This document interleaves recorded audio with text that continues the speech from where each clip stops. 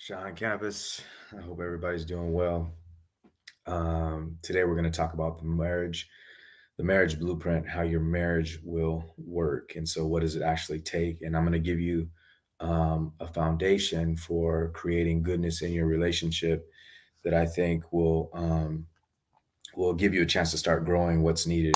It's going to be up to you. So I'll plant the seed. It's going to be up to you to grow it to the best of your ability. All right. So the first thing that I will say is, as a blueprint, or what we need for help with our blueprint, is understanding love. And so it's interesting because me and my wife were just having this conversation. Is uh, Usually for most people when they meet, there's this infatuation idea that says, like, man, I could see past all of the badness of my partner or all of the things that are not good, and I'm just so infatuated, I'll drop the things that I'm doing just to hang out with that person, and then that seems to go away. And so we were saying that, man, I think it's purposeful that we have infatuation like that. Otherwise, nobody would even like each other, because if you just notice what's wrong with somebody, and then you see it and you stop liking them, it'd be kind of hard to ever to get with somebody. And so then after that infatuation period, then it comes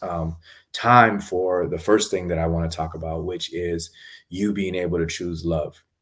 So if you're not choosing love, and this is one of those either or scenarios, there's no in between. If you're not choosing love, you're accidentally choosing not to love on any given day. And so daily, it's a habit or a focus that you have to actually say, look, today I'm going to choose to love my partner. I'm going to choose to love the person that I'm choosing to be married to. And so um, that's going to be the first thing that you have to do. And it's going to fuel everything that you do after that. Right. And so you could just think in your mind, like, are these things that I'm doing that follow this commitment that I'm making, do those match? And so the first thing you do is choose to love. And now what's important about that is it's not a matter of loving behaviors, you're loving the person. And so after the infatuation period and that runs out, how do I choose to love the person? And so I think there's a couple of focuses that I will give you that I think will be really helpful. um, People who are loved and feel loved interact differently than people who are not loved or who are not wanted, right? And so even in your marriage, if you can separate those two things out, it's going to be helpful. And so the first thing that you need, after you understand the differences in the love and the infatuation, the first thing that you need is to be able to figure out, how am I going to support the person that I'm choosing to love on a daily basis? So, what does that person need from you? And can you listen for that and really think about, what does this person need? And the more that you actually probably look to support, the more that they're going to give you to support. So you can't get overwhelmed by that. You have to constantly make that kind of commitment and that kind of effort to figure out how you're going to support that person.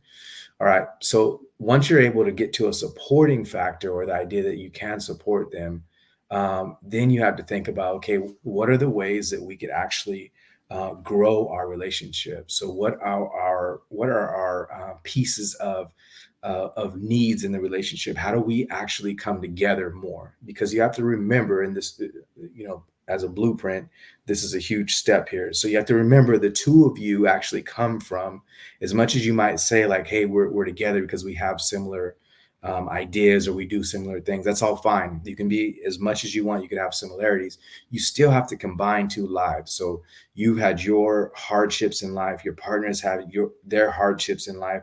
How do we get to a point where we're actually joining to move in the same kind of way? And so as a factor in the blueprint concept, we want to be able to lay out as many things as we can that says, okay, what are our weaknesses? How do we build this out so that we're actually joining together and we're moving in the same direction? So it's as many conversations as you can have, and we do that by, if we're doing a blueprint, we do that by having regular meetings around things that might mean like spirituality, financial, which is another spiritual aspect, um, raising children, if you're raising children, um, work ideas, work life balance, like all those things, start structuring those as much as you can inside of your relationship.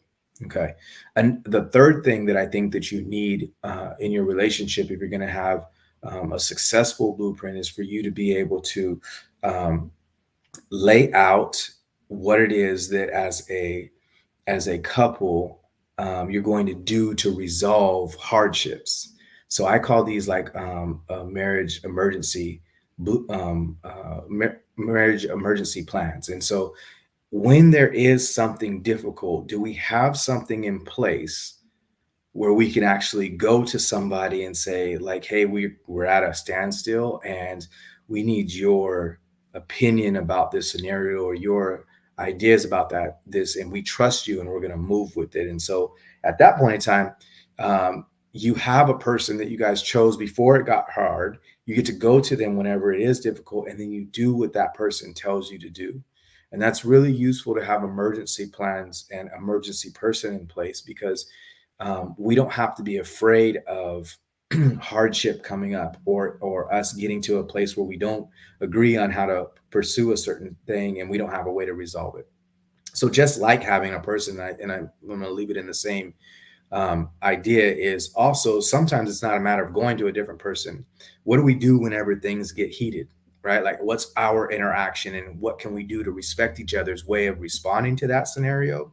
And then what can we do to be able to recover from that situation? So if one person says, look, I need to be able to talk immediately, right? As soon as things get heated, I need to have that conversation. Let's set that up ahead of time versus imposing that in the moment, right? If another person says, hey, I actually need to talk, I need to wait to talk, right? Um, let's set that up at a different time, or let's make sure we set that up at a different time so that we can have that resolution whenever things go on. And then I know everybody's thinking, well, what if you have two opposites, one person that needs to talk right now and another person who needs space, right? It's going to really depend on, and I think you need to put this in your plans. It's going to depend on what the situation is and what you guys want to come up with in a moment. So as a couple, you might agree that, look, we can take space even though somebody wants to talk right now. And whenever we take space, I need to understand that my partner maybe needs to have a conversation right now and get back to it, right? And the more that I can figure that out, whatever our level of communication can be in those moments, then we can come up with a plan. Now, realize this, that just because you start a plan this time, if we don't like the way it worked, we can go back to the drawing board. So if we said, look, we're going to talk right away, and then it just blew into a different and bigger scenario, then you can go back and say, hey, it doesn't work for us to really do that, right? For whatever reason. Okay, so have those emergency plans.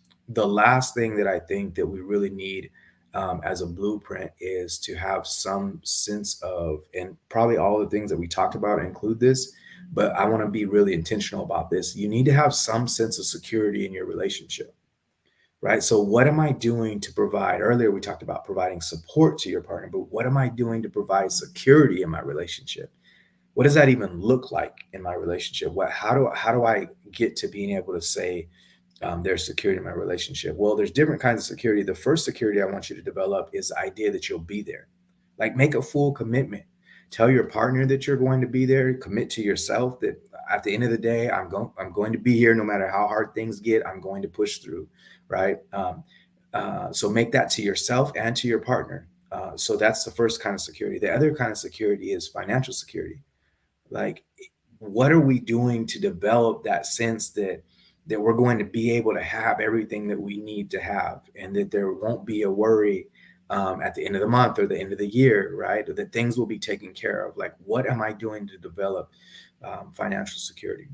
Another one that stands out for me is emotional security, right? So you may not be a safe person to talk to if you don't establish this scenario. And in our relationship, we want, if nothing else, if those other two securities are not there, if we have that emotional security, it's going to build on those other ones, right? So you need to be able to be a safe partner to have a conversation with.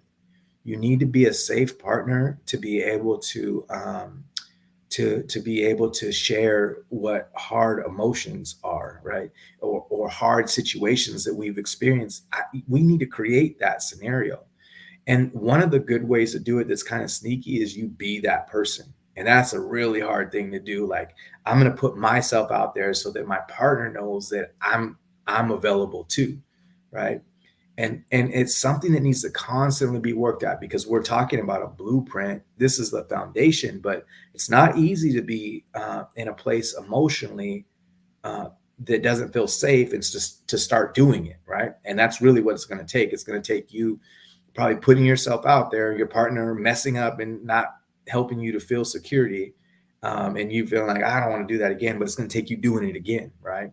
And if you're on the other end of that and you don't do a good job with receiving something, you don't provide a secure place for that, you got to do better, right? And so these pieces here will help you to help your marriage last beyond just the initial parts of being married, and to take you to a different kind of level. And so I think if you employ these marriage blueprint pieces, you're going to be in a good space.